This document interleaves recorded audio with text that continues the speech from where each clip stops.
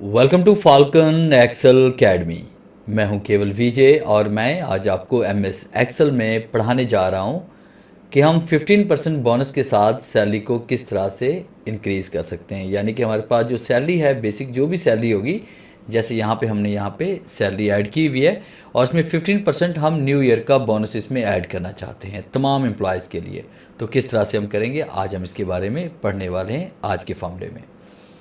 तो सबसे पहले हमने क्या करना है, इस तरह से आपने डाटा राइट कर लेना है और उसके बाद यहाँ पे एक छोटा सा फॉर्मूला हम इसमें राइट करेंगे, इज़ इक्वल टू आप राइट करेंगे और उसके बाद सबसे पहले आपने सैलरी के ऊपर क्लिक करना है। यानी ये वाली सैलरी हमारे पास है और उसके बाद इसको मल्टीप्लाई कर देंगे हम 15 के साथ।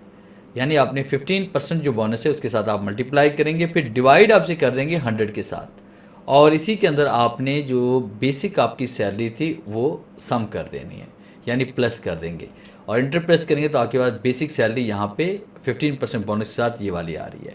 अब जैसे हम इसको ड्रैग करेंगे तो आप देखिए हमारे पास यहाँ पे 15% बोनस के साथ ये सैलरी यहाँ पे बढ़ चुकी है तमाम एम्प्लॉयज़ की। देखिए कितनी आसानी के साथ हम यहाँ पे बोनस भी ऐड कर सकते हैं इस फॉर्मूले की मदद से।